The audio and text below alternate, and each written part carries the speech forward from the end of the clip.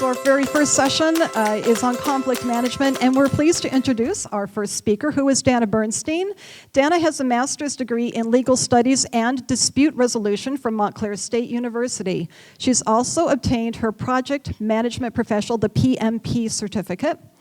Dana has taught contract law, negotiation, and pre- and post-conference management at Kean University. She has over a dozen articles published in various magazines and newspapers on significant issues of key issues of meeting planning. Dana has been working in the field of conflict management for 20 years. And as if that weren't enough, she's also a Girl Scout volunteer. Dan has been a troop leader, a troop treasurer, service unit treasurer, and service unit secretary in Central and Southern New Jersey. Let's give a warm Girl Scout welcome to Dana Bernstein. Good morning. You have a copy of the slides because there's a conflict between the two things, and obviously they're not communicating. So please refer to your handout as we go through.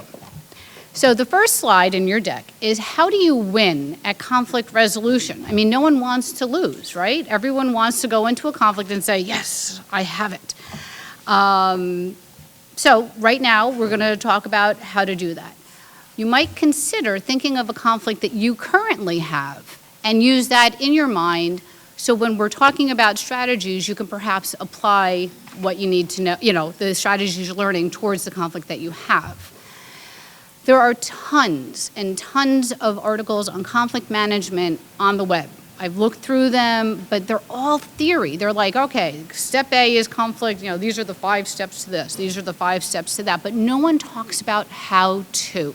And that's what we're going to do today. We are going to dive into how to deal with conflict when it comes up, how to deal with difficult people when they just want to stir the pot and they just love that argument. So we're going to break that apart. Okay, being able to deal with conflict is an outcome of many things that are a part of the Girl Scout approach in our badge work and our journey. However, even though we've dealt with conflict, we still get stuck. Conflicts are time-consuming, both emotionally and physically, real time. But if you think back on issues that you've had 5 years ago, they're probably inconsequential right now. Most conflict is resolvable. So, think about what your definition of conflict is. I looked it up. It's hostility, division, disagreement, incompatible goals. Are these definitions the most empowering thoughts when you look at someone with whom you have a conflict? What frame of mind do you get into when hearing these definitions? So for the next half an hour or so, I'm going to ask you to flip it positive and think of conflict as a way to bring us together. With healthy conflict resolution strategies, you're going to get better communication, better human connections, and you're going to teach our Girl Scouts to rise above the issues and focus on solution finding. Being a sister to every Girl Scout applies to us as well, right? What we don't like about conflict are those conversations, because they are uncomfortable, and that is probably not going to change. Although conflict is uncomfortable for many people, the resolution does feel good. So my personal definition of conflict, there's 4 definitions, is conflict resides in people's heads and not in reality. If you think of the last time you got into a conflict with someone, say your mother said something, or your best friend said something, or your daughter said something, or your husband, you would look at that conflict or that conversation very differently, because it's the person who's saying it sometimes and not exactly the conflict. So my mother can push a button in me, or my daughter can, but my best friend might not be able to push that same button in that same conversation. So conflict does reside in your head and how you visualize it. So the 4 definitions that I have are: conflict is power sources at play, their perception of your intentions, their attitude towards the actual message, both how you communicate and what you communicate, and then how you make them feel, and also how they make you feel. So it goes back and forth. Conflict resolution is not a search for facts about the past, because you're not going to resolve that, and you're probably not going to agree to that. What you need to do is you have to think forward, and the from now on is that conversation you want to have. So first up is power. It's always a conflict a factor in conflict. And to win any resolution, you have to neutralize or at least acknowledge the power difference between people. No one is equal in any relationship. You have different backgrounds, different education. Men and women look at conflict very differently. Your self-esteem actually plays a role in how you manage conflict, because sometimes people with a lower self-esteem might not, and you're going up against someone who has a high self-esteem. There's two different power things at play. Think of parenting. Parenting is always about a conflict. You have the power, your child does not have the power, and they're vying for the power. They're vying for that control. But if you take the power out, or at least acknowledge it, you can de-escalate a lot of that conflict. So power examples are Sue is a leader of Girl Scouts for 10 years, and her co-leader, and she's willing to engage in any conflict, she's ready to get at it, and the other leader avoids it. The first leader has 10, 15 years in leadership. She's been a Girl Scout, she's embedded in management, and the person she has a conflict is not. So the power source, even though it's in your head, that 10, 15 years in Girl Scouts does make the power source unequal. Like I have, my SUMs are 25 plus years in Girl Scouting. So if I had a conflict with them, automatically I'd think, oh, I'm not gonna win because they've been in Girl Scouts for so long, or they have this experience, or they have that experience. You're not gonna change that actual experience, but you can neutralize it because you do have a say. Other examples is, your boss and you might have a difference of opinion, and you might want to accommodate because it makes it easier. Your teacher tells you something about your child and you don't agree. I mean, conflict is all over the place. The other thing that plays a factor in how to resolve and approach conflict is your personality styles. And this is a theory slide. So there's 5 personality styles. You can avoid, which is I lose and you lose. And sometimes that's okay if you need a cooling down period. So it's not always a bad thing to avoid. You just don't want to do it for too long because it will make it fester. You can accommodate, which is I lose and then you win. And accommodating isn't always so bad if what you're fighting over doesn't really mean that much to you. Like if you have this thing of 5 conflicts that you have with someone, and the first 3, like, I don't care, she can have the argument, she could win that piece, but the last 2 are something that's important to you, it's okay to accommodate on those 3, and then you work on the 2 that you don't agree with. So sometimes accommodating is not so bad. The third personality style is to collaborate, is to work together. So here's my solution to the problem, and that's their solution to the problem, and you maybe look at it as these are the only 2. But there's more than 2 solutions, so expanding the pie and having a collaborative approach to conflict resolution is important. There's always more than one way to slice the pie. Compromise, I win some, I lose some, and compete, which is I win and you lose. So say you're a certain way. So I'm going up against someone who's a competitor. I might try to be a little bit more like, oh, I'm gonna just, she's a competitor and I know it's gonna be tough, so I'm gonna raise the stakes and I'm gonna be a little bit tougher. And that keeps ratcheting it up. So you wanna know what your personality style is, and you wanna know what their personality style is. You wanna know what pushes your button in a negative way. So if I go up against someone who's competitive, I might just say, all right, I know they're competitive and I need to ratchet down their personality style so we can actually come to a resolution. So one of the slides you have in your deck is, my therapist told me that a great way to get rid of my anger is to write letters to the people I hate and burn them. I did that, and now I don't know what to do with the letters. You have to deal with your emotions. So managing your emotions, perception, and style is the first step. So there's 3 reasons why you get upset. So think of the last time you all got upset. Just in your head, like really something that got your goat. You have an unfulfilled expectation. You expected something to happen and it didn't. You have a thwarted intention. You wanted to go this way, but you ended up that way. Or you have an undelivered communication. Those are the 3 reasons why you get upset. So either you need to deal with the expectation or communicate it, Or same with the intention. You have to deal with the, hey, I wanted to do this, but we got to move to that. So if you can understand why you're upset, you may be better able to resolve the conflict. Because you can't resolve or win a resolution when you're stuck in anger, when you're powerless, or when you don't have predetermined goals or where you want to end up. Your goal is to get the other side to the middle, because conflict cannot survive without your participation. You are never going to be successful in getting to the middle unless you bridge both of your interests together. You're both committed. You're both ready to resolve the issue. If I'm ready and you're not ready, nothing is going to happen. We both have to want to do something. You want to know what they want. You want to know what you want, but more importantly, you want to know what the other side wants, because if you can give them more of what they want, you can get more of what you want. So you want to look at it from a 360 point of view. You want to equalize power when possible. If you believe that there are beneficial results, the other person might be able to resolve the conflict with you. They might be more willing. You want to disarm, deflect, and diffuse any emotions. You're a leader. Your goal is to not ratchet it up, but to bring it down. When they come at you with language that might be a little bit, you want to ratchet down that conversation so you can get to what happened and how do we go forward from here, instead of having the words get in the way or the emotions. One of the most important things to do, though, is make them feel safe. Create a safe environment. You want to have specific and measurable goals to whatever the resolution is going to be.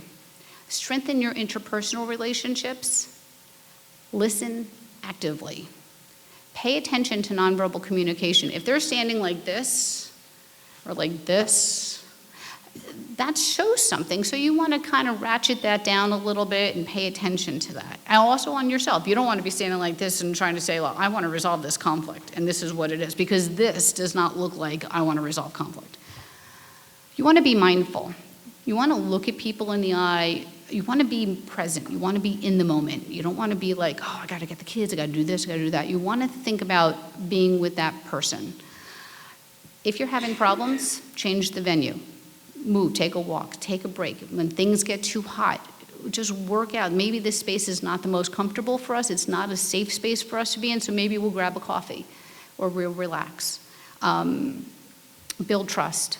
If they don't trust you and you don't trust them, nothing's going to happen. You have to have that level of we're working together. And remember, your interest is always the Girl Scouts, is making a good journey for them.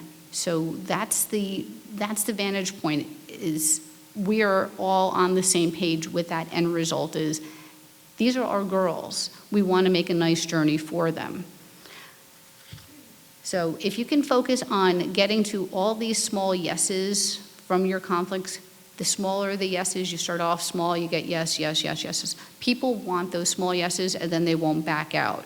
So start with, working with them to get agreement on the smaller items first, and then it's a bigger springboard going forward. Conflicts linger when goals aren't established, when the cost of maintaining the conflict is not discussed, when the benefits are not certain, if the other side wants to punish you, or if someone else thinks that, oh, maybe my SUM or someone else higher up in Girl Scouts is going to resolve this to my favor, or you're being positional. So you want to start acknowledging what conflict is, your role, your personality. You want to own your piece of conflict, because conflict is, they have a conflict with you as well as you with them. So you want to own whatever it is that's your piece. The first step in dealing with conflict, though, is to think backwards. Reflect before you choose to talk to someone with whom you have a conflict. Identify what is it that you want to change, their behavior, something like that. Decide on your approach and control your emotions. Talk about trust. List your ideal outcome. You want to decide your BATNA. A BATNA is a best alternative to a negotiated agreement. So if you're selling something for $10, you know your walking away point is 7. So if someone offers you 6, you know you're not going to take it because it's not a good deal. So you always, in any negotiation, and conflict resolution is a negotiation, In any negotiation, you want to have that BATNA. You want to have your walking away point. What is the minimum I'm going to accept? Then you want to figure out their needs. Because knowing your stuff is knowing your stuff. But if you can figure out what they want you to change, you could start bridging your interests together. Okay, I might have done this, or I might have done that, or I think they're going to ask this of me. So it's really just mapping out your side and their side and being prepared. And remember, the outcome in Girl Scouts is giving the girls a great Girl Scouting experience. So the conflict usually lies in how do we get there. The most important thing, though, in conflict resolution is maintaining relationships. You want to maintain the relationship with them because you're going to see them in the supermarket, they're going to be your co-leader, your girls are probably friends, so that's really important, is to maintain that relationship. You also want to maintain a relationship with yourself, right? Because you don't want to wake up in the morning and say, oh my God, what a bad decision I just did, and then like rethink it, and then you get more angry that you made a really poor choice. If you're trying to address conflict, it means that the relationship or the outcome matters. So keep focused on what does a good outcome look like. And again, focus on the girls.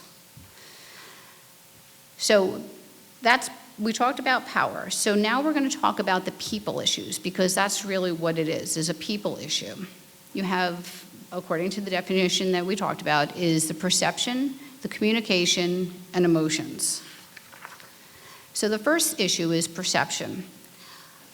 Perception, since most conflicts are based in different interpretations of the facts, you need to understand both sides of how people look at conflict. Perception's also about how you feel about yourself. And perception can be also about the other person and not the conflict at hand. Again, you can't always change the perception, but you can keep the conversation focused on the issues and the from now on. This is what we're going to do.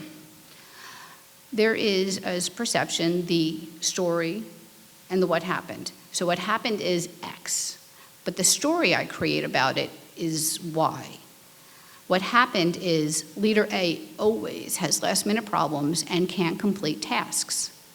The story is leader B thinks in her head that he feels or she feels that she is the dumping ground because leader A always has issues and I have to pick up the slack because leader A can't do it and blah, blah, blah. And at home, I have to pick up the slack because my husband this and my kids that. And leader B has this story going on in her head that she is put upon because leader A asked her to do something. That's a story. You're not a therapist, but if you could make the other person feel safe and say, hey, I feel like I'm a problem solver. It's in my nature. And when you mention that you have an issue, I feel like you're asking me to solve it. Maybe that's not the case, but that's how I feel. And if you could be honest about how you feel about something and your perception of it, that's breaking away at the wall a little bit and getting to a better understanding.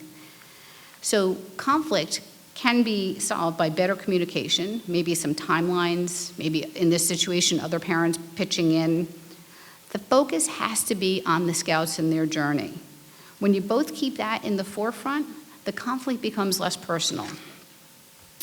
I have one of the slides in your deck is all about perception. So you could read that, on your own and kind of understand that everybody has their own story. And when they are feeling safe, they will then share that story with you, and then that can break down some of the barriers. The second people issue is communication. The other side might be grandstanding and planning their own response. Understanding of the other person's side does not mean that you agree with it. Speak only about yourselves and how you feel.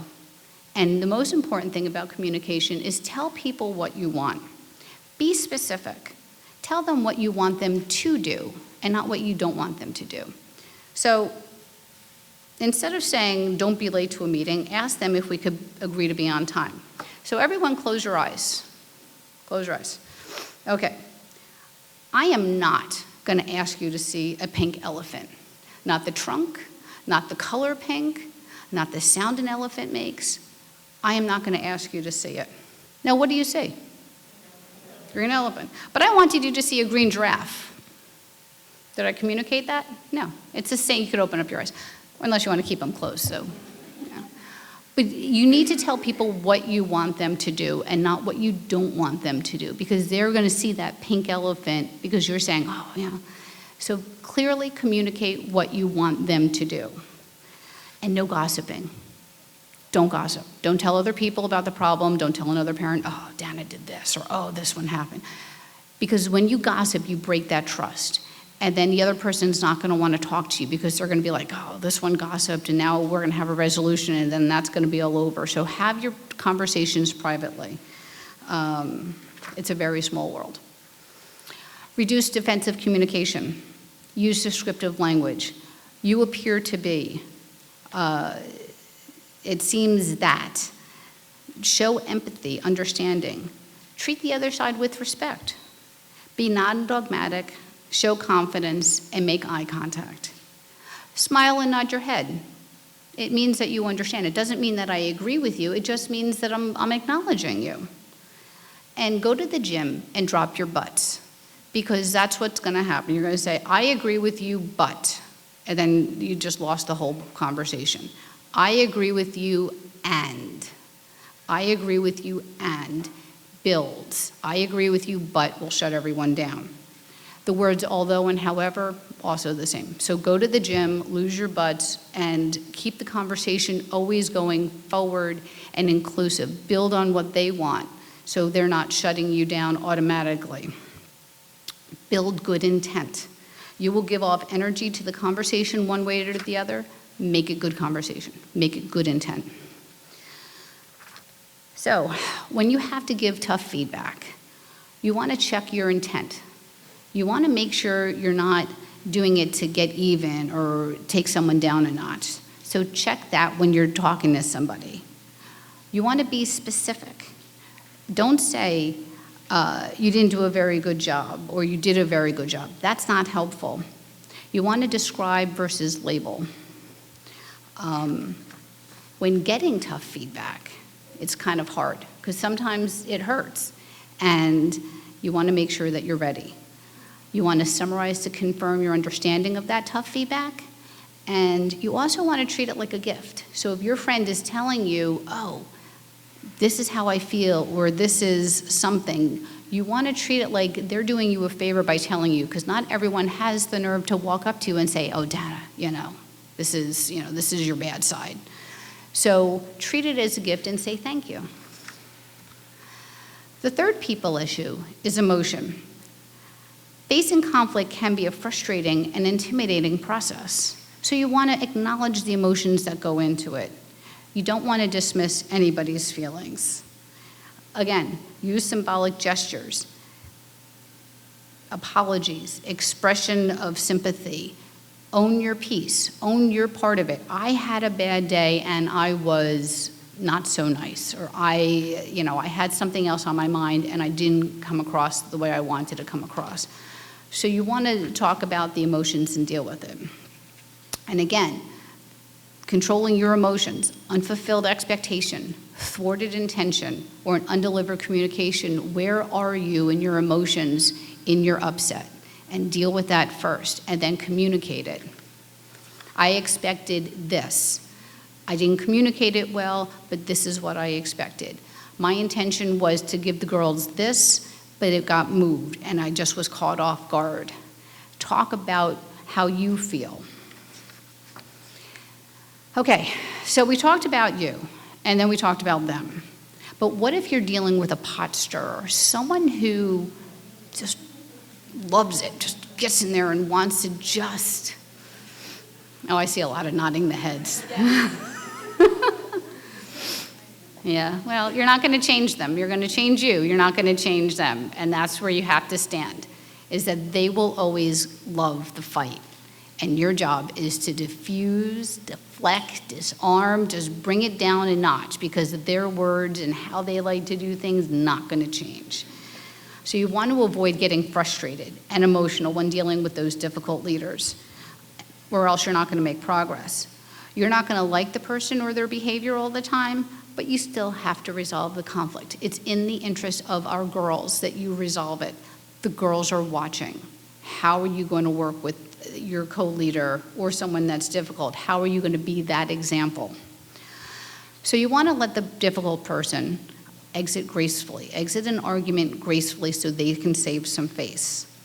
Always keep it focused on the scouts. Don't worry about their language, just notch it down and worry about how do we do this for the scouts and keep refocusing them back to what matters. There is a difference between a tough conflict, which is content, and someone who's being deliberately adversarial. So I have a list, and I will share it, I guess, after. We'll send an email of how to deal with difficult people. But reframing is always a good thing. So if Sally, my co-leader, doesn't like how we run this troop, she could just quit. Like, how would you rephrase that? Anyone want to raise your hand? How would you rephrase, hey, she didn't like it, just quit, I don't care. Anyone? Go ahead. Sally, what suggestions would you have to running the meetings that maybe improve upon this? Yeah. How do you reframe it? Anyone else? All right. I understand you have goals for the troop. Let's come up with another way to satisfy them. But exactly what you said. It's how do you take the sting out of that conversation?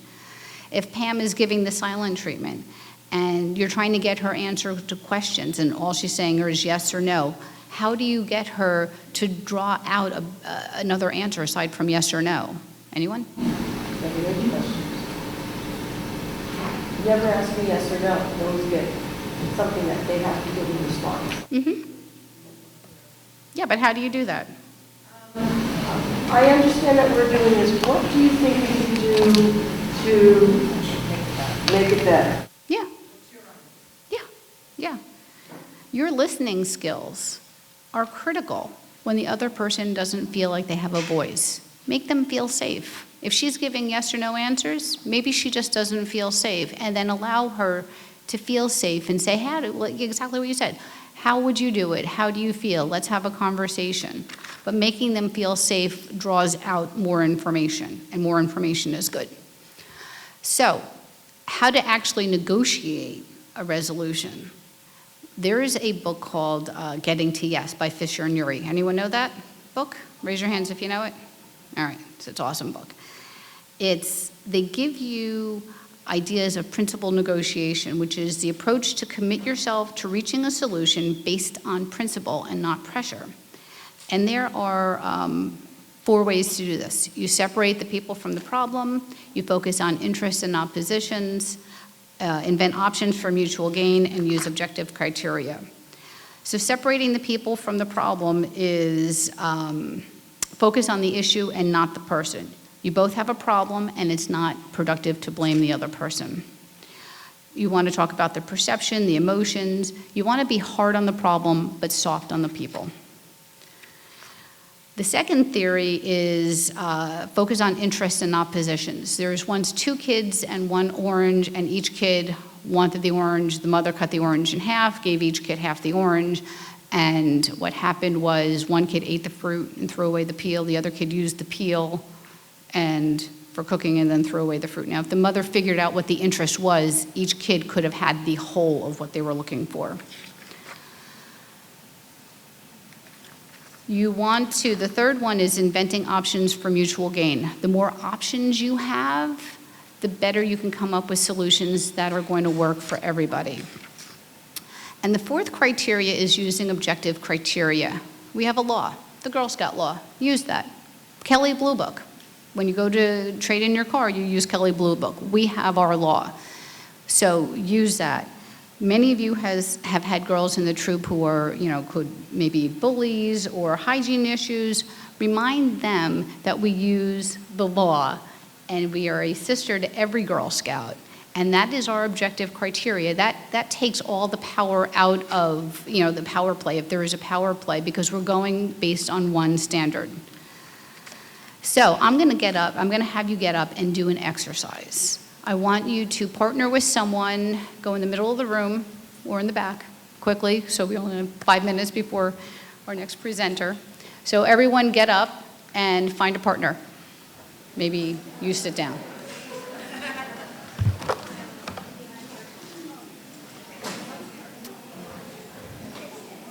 Okay, now stand face to face with one another, wherever you're at. Okay. Do you have a partner?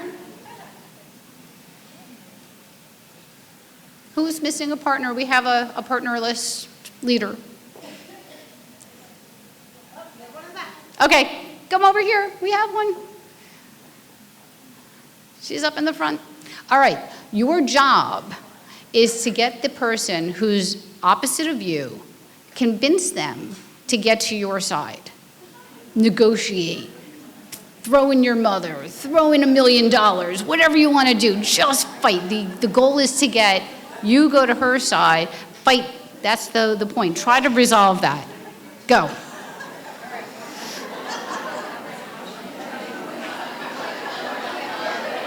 No issue. There's no issue, just the goal is to get you to come to the side.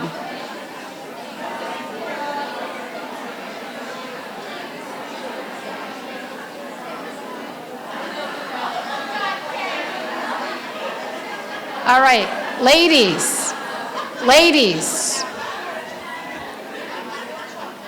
Who got the $1 million? Who won? What'd you do? What'd you share? The $1 million? Very good. Okay. You ready for the answer on how to get the person to the other side?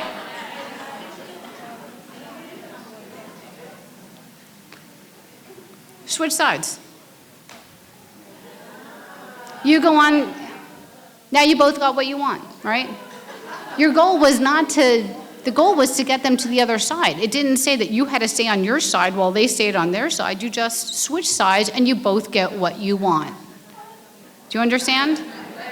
You work together, you have the same goal. Just move to the other side. So in summary, there are 5 steps to conflict resolution. You want to make the approach. You want to reflect before you begin. Invite the party to the others to a conversation. Be clear about your intentions. State your goal, which is a positive resolution. Step 2, share your perspective. Ask for the other person's perspective. Paraphrase what you hear, acknowledge your part in it, and describe your perspective, all in neutral language. The third thing is name your issues. Identify the topics. Identify what are the issues that you want to deal with. Avoid pronouns, and you want to create the agenda of how to get to a resolution. The fourth step is to build understanding and agree on solutions. Discuss one issue at a time. Don't mix all these different things. Just focus on one thing at a time. Build those small yeses. Clarify assumptions. Explore your interests and the feelings. And then once you have a resolution, you want to do a reality test. Is it doable? Is this durable? Does it meet all parties' interests? Your goal is to make them happy. That's how you resolve conflict. You don't want to lose yourself, but if they are happy, that conflict now dissipates. So that is your goal, is be someone who stands for the girls, someone who says, all right, let's put the girls ahead, and if they walk away happy, the conflict is over. If they're not happy, that conflict just comes right back at you. It's not going away. The last step is to create an action plan jointly. Put it in writing. I'm a big in writing person. And it could just be a very easy, thank you so much for talking to me. I am so glad, blah, blah, blah. This is how we're going to move forward with all this stuff. Make that structure. If you have a conflict that you want to talk about, I'm happy to talk about it. Put it on the thing. We could talk about it at a panel or come up and ask questions. All right? Thank you. Thank you so much, Dana. Lots of great information and techniques, tips, resolutions, ways to solve issues going forward, whether it's yourself and a troop parent or your troop co-leader, maybe a personal situation. Thank you very much, Dana.